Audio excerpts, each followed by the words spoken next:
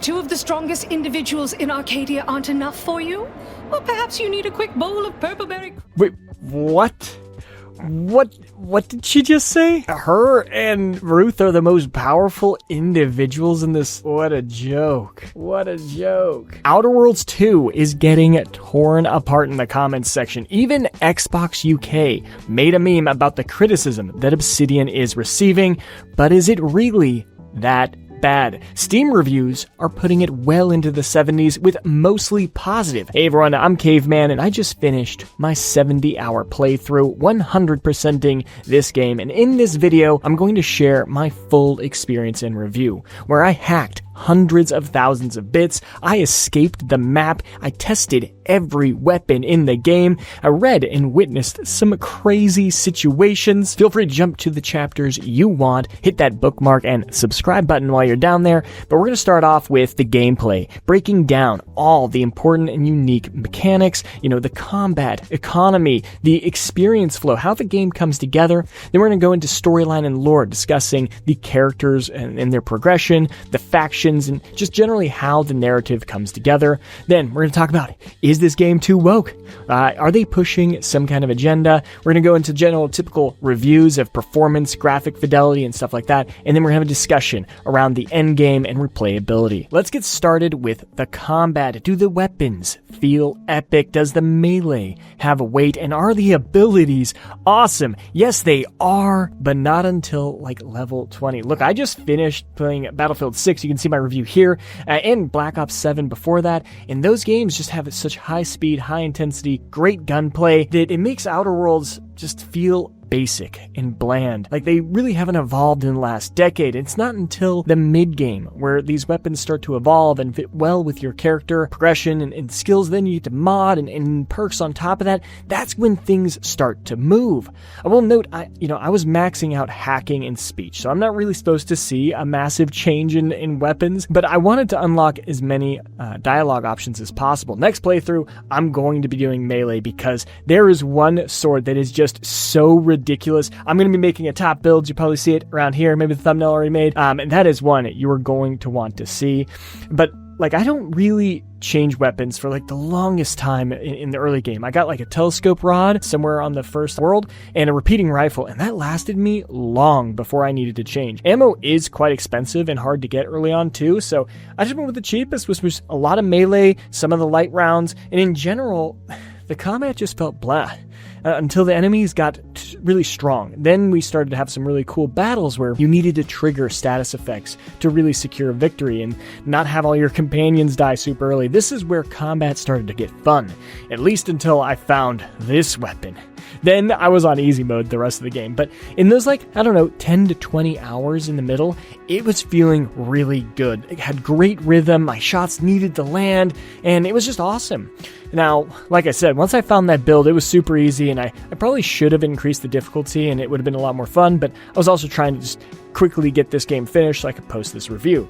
But the late game really opens up so many cool weapons and equipment that it can feel really rewarding for all your different perk and skill point choices. And I'm sure there are some absolutely busted builds, some cracked ones I will be sharing later. I mean, most of the skills and buffs are in percentages, so I imagine if you do a lot of these and you get the right companion upgrades, it's going to be some absolutely cracked builds. In Outerworlds 2, they take the static world approach, where enemies are placed specifically with preset levels and they only spawn once. This means they don't scale with your level, and once you kill them, they don't respawn. I personally love this approach compared to other RPGs where mobs spawn after some time when you kill them, and they scale with your level. In those games, it just doesn't feel like you're really scaling, growing, or making an impact on the world, and that's what Obsidian does best in their game.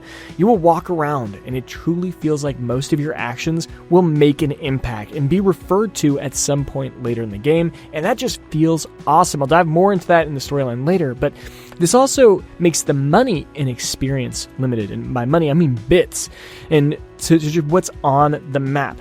You will have to make choices, and if you push some places too early, you're going to be punished. You're going to spend a lot more ammo than was necessary, and if you waste that ammo recklessly, you're going to find yourself forced to run around and using melee or doing other ways to move through a region. Your character progression will also heavily impact this. The skills, perks, flaws, and leveling in general are all really enjoyable and impactful. You will start off by picking your background, such as ex-convict or lawbringer. I picked Ristabout, thinking it would be interesting, and honestly, I found it was just a waste of time every time I selected it in dialogue. Would not suggest it at all. I think Science and Renegade actually have some really good dialogue and utility throughout the game. It's just Ristabout had no value in the narrative branches, except one instance. I literally chose it every time. I will be trying a different one on my next playthrough. You'll then select different traits, and these make a huge impact. And I used Lucky, and yes, Lucky worked many times, giving me several wins when I didn't have a chance for a dialogue choice. Some really cool narrative branches, science lab benches, and it was really cool. It was a cool one for sure, and I imagine all the traits make a big impact. I know that another killer element here is that you can choose 2 at the beginning. There will be a consequence, and I didn't do this because I was stupid. I misread, thinking you would have to take all 3 of these negative traits, but you only have to select 1. And I will mention that these negative traits also had a few positive dialogue and interactions throughout the game that I missed because I didn't have them. So I actually think it would help having either dumb or sickly. I mean, sickly is just kind of like a little bit harder game, and that's totally fine, especially if you're decent at this, and then you might enjoy it more into the late game. But they do help with like detective work, like having dumb, you'd like lick something and it would actually help your thing. It was hilarious. I think those traits are pretty cool, but it's just a majority of them are pretty impactful. Brawny is another one I saw that was just all over the place. You could open a lot of these doors and move large objects. Just one tip, don't mix Brawny with engineering. I saw a lot of those overlapping. But then you move to skills, and these max out at 20, and your total level cap is 30, so you can only really max out 2 of them, unless there's a flaw. We'll talk about flaws a little bit later that can help you kind of get to max of roughly 5 of them. I did speech and hack for my first playthrough, and there were some pretty cool options out there, but I'm not sure if it was worth maxing them out to get to 20. There were some 20 interactions, but I felt with hack, it was maybe underwhelming, maybe because the difficulty wasn't there and I just didn't need those. And sometimes hacking would actually reduce your XP and looting possibilities, so I just didn't quite enjoy that. Speech had some major endgame impacts of like how it wrapped up and different interactions, but I don't know if I would suggest it. They just didn't feel impactful enough, and because I maxed just those 2 all the way at the beginning, all the way to like literally just dumped 40 points into those 2, I was hoping there'd be some interaction that if you literally maxed it, the only way you'd get interaction is if you max them out from the beginning. That just didn't happen. So it made me a little bit sad for pushing it, because it made me struggle at the beginning, honestly. I will mention that these also scale weapons and armors, which is a really, really cool mechanic. I love that about the Outerworlds. And so they may be worth maxing out just based on some crazy build you're going to be doing. But with the storyline, I wouldn't say maxing them out is necessarily impactful. I think maybe if you're finishing the first world and they're around level 14, you're going to be really in a good position. I wouldn't try to push those more and then try to spread it out a little bit. But let's jump into this storyline and lore, starting with the voice acting. I would say it is pretty good in general, or at least it's okay. I wouldn't say there's anything that's like spectacular. This isn't Baldur's Gate 3. It gets you across, so you don't have to read. You can have some decent voice acting. I did find myself eventually skipping along. In fact, that's actually how you trigger a flaw. If you do start just spacing and skipping through, it will actually give you a flaw. So that's something interesting there, and it's a really good flaw. I would actually suggest getting it because it gives you extra experience, 15% extra experience, but you then have a timer where you have to choose your next, how you're going to respond to someone within a certain timer. And so that's really cool. I would definitely suggest that. But yeah, it was okay. Some of the characters have some enthusiasm, someone who's actually behind there giving a personality, and others are just reading off a script. Some of the stuff in the lore has to be read throughout the world through computers, articles, paper written, and sometimes that can get boring, especially if you're someone who doesn't like to read. Don't worry, you don't need to actually read any of it. A lot of the time, you can just click it. It will autofill quests. It'll give you the answers for like a lockbox or some chests you need to open. So you don't need to read, and you can generally do that. Now, the story itself, I think, was written pretty well. It's not your typical hero versus villain. All the factions have good and bad traits, and you are actually a part of the storyline. Something I feel has been missed in many RPGs is actually feeling like you are living there with the people in the storyline. You actually mold who you are, what actions you took. They had extreme detail in making this really immersive. There were times I was surprised as how well it felt like I was really in the game. After you finished a situation, I could talk to someone and there'd be an impact to a dialogue hours down the line. And it was like, oh, they actually remembered me destroying that facility, or it would be announced on various faction radio stations, which is one of the coolest things. I think it's going to be overlooked by a lot of people, but if you listen to those radio stations after each event, they talk about different things that happened in that situation and different perspectives based on, okay, you attacked this faction and this is how they responded. They put up some propaganda about how, this situation was resolved. I loved it. Absolutely good. There are so many jokes on the radio that will honestly fly over most people, but if you understand them, they are hilarious. Even the loading pages would change based on what recently happened in the storyline, based on the choices you made. And that was an incredible, just little detail, shows how much effort they put into making this look really good. Now, was the storyline woke? Were they pushing a political agenda? Let's dive into that. This game is meant to be a satirical joke about corporations, religion, science, and then many other facets. It shows men and women in positions of power. There are situations in which sexuality can be subjectively interpreted. Government ideologies are all pushed out to the extreme for various political leanings, and it's on both sides. I think this game can be enjoyable to anyone, as long as they have some amount of self-reflection about the pros and cons of different beliefs.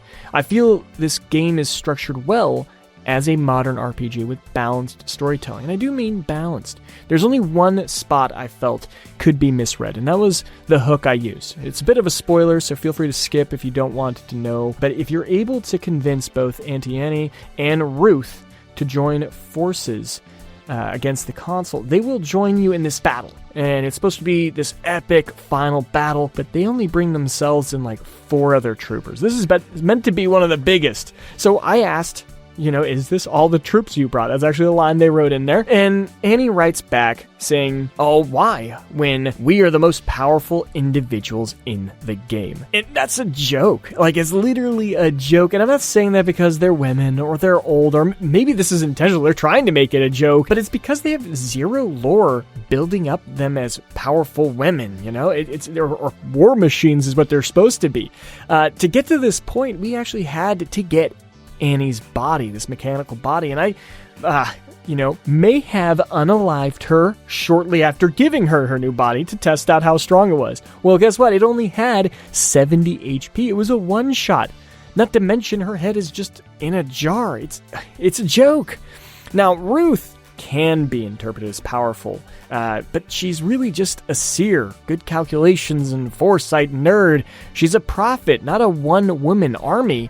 I do have to mention she had the coolest intro in the game, and out of many games for a while, and I would definitely say you have to meet Ruth in this game. It is so cool. But if I would have read some drive or computer talking about how either of these ladies would have done like a battle 1 versus 50 against the Protectorate, a while ago, that would make sense.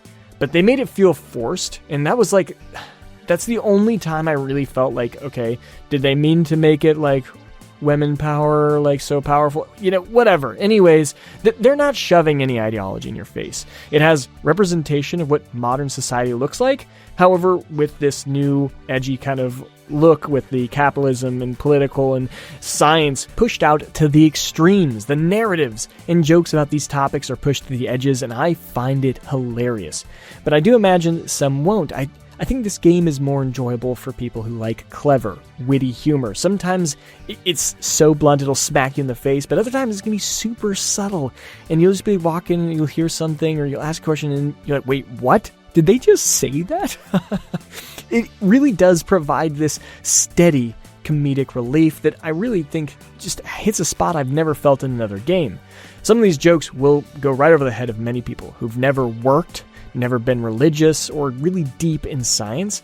Luckily, for me, more about me, I have an aerospace engineering degree, an MBA. I used to go to church weekly when I was younger, and just various business, and these game jokes they just resonate with each of my past experience. It's amazing. In terms of DEI, LGBT, I didn't notice anything that really stood out. It did feel a little neutral, a little boring throughout the game of like the characters and how they stand out. This did allow the game to focus on that satirical realism that I started to expect from it. So yes, you're not going to see amazing jiggle physics, so you can't go simping in this game. That's just not what they're aiming for. They want to bring you into this wild and absurd universe with unique customs and societal norms and make it feel real, and I think they did that really well. Let's dive into the world building, and did they meet the expectations of what this game is meant to be, this galaxy of outer worlds? The biomes and planets all have nice, unique feels to them. However, I honestly felt like the visuals were not expressing the beauty and detail of each world. Maybe I'm just too big a fan for Unreal Engine for like realistic graphics. Either you need to do UE5 or do some drastic stylization. Otherwise, it just feels like the game's kind of old. And to be honest, my computer was struggling. I had a laptop. It's an NVIDIA 3080, and while I'm recording at the same time, I have to sit at medium, where with the performance also just not great. It felt pretty meh. That the planets you get to explore are different enough and interesting to make them feel like totally different worlds. I think they hit that on the nail. As for enemies, I'd say there's like 10 or so different types in different stages throughout the game. Like, for example, you have the Protectorate Dragoons. They go from like Mark 1 to Mark 2 and so on and so forth. And I would say it feels like it's enough in general. There probably could be some more variation. There are bosses throughout as well that also make that a little bit more unique. I'm not sure the total number of worlds that are going to be playable throughout the game were enough. I felt like, it didn't feel like Outer World. Either way, the worlds themselves were pretty damn packed. Like I'm a loot goblin, and I will scour every corner of every rooftop, every dung pile of the map, picking up everything. And they had some really nice finds and locations that felt quite rewarding to spend some extra time hunting. So they hit that really well. And we'll say there were sections of the map that felt a little bit bare. Sometimes they were leaving that empty for a later quest or something. So that's understandable. But there were just times I felt like I was just walking around. There wasn't much to do or see. That did make it feel a little empty. But generally in those regions, it felt expected. I didn't feel like I was wasting my time walking around looking for loot. So it was just like, there's going to be regions in a real world where they're not going to be filled with things to do or see. So I think that was pretty good. There was interesting verticality, and the fast travel system was good for almost all situations. There were rare cases where I wish I would have had more locations to skip to. I will mention it was a bit annoying going back to the ship and then travel to a new planet, but it made sense and it wasn't a huge time sink. I personally loved the alternate paths to different objectives. It really seemed like there were different ways to approach a situation, and it provided a nice pop of dopamine when you did find them. Hint, keep an eye out for those vents. They are lifesavers, especially since I didn't have any lockpicking. It made a general world of difference. But in general, I would say the worlds were better than Starfield, but less so than No Man's Sky. And a big part of that comes from performance. As mentioned, it would struggle at times. However, I rarely ran into any bugs. Obsidian generally pretty good there. There were only two that would really happen periodically. One was loot boxes, and that showed up after I killed an enemy. If I would reload, they would respawn and I could scoop them up, but often I didn't care because I was so wealthy once I figured out my hack, and I'll be sharing a video soon breaking down the ultimate hack for bits and experience. You want to check that out. The other bug was a chat notification above one of my companions. This lasted for several hours. I tried to get rid of it various ways. It did eventually just go away, I think just by playing out the storyline. Otherwise, I did find it a cool way to escape a map in a pretty sneaky method. This should not result in a normal player having a bad experience like falling through the map and dying or stuff, but that was kind of cool being able to get out. I'll dive into the replayability now, and I would say you could probably do 2 to 4 like real full playthroughs, maybe changing difficulties to really enjoy it. One at least on normal, then one on hardcore with like a busted build you discovered. I'm probably sure that's probably where you're going to enjoy it the most. Maybe a couple more playthroughs to try out different builds and stuff. That'll probably be for most people. And then if you make a save file towards the end, you can see a lot of the different alternate endings. That's probably what I would do. It's just that intro kind of feels a little bit slow, and then it speeds up pretty rapidly in the mid-game. I mean, I did find myself playing till like 6 in the morning, and I just came from playing Battlefield, and I could only really play that till like 2 to 3 in the morning. I just felt like my performance started falling off, and this is a game you can sit back and chill, laugh, and that's really what I think was good about this game. Coming from Battlefield, and now I'm going to go into Call of Duty, it was a nice break. I needed a break from the competitive games, and so if you have a Game Pass or something, that's a great game to try. Go until you open up all the different planets. I think that's a solid point to figure out, is this game worth it for you? Otherwise, it's probably best to get it on sale, unless you know this is the type of game for you. But otherwise, there's a lot of competition. You know, we got Battlefield, we got Arc Raiders. If you haven't tried that out, it's pretty good. And then Black Ops 7, which I will be doing a review on that, so keep an eye out there. But that's all I got. If you like this video, smash the like button, subscribe for more, and I'll see you guys next time. Caveman, logging off.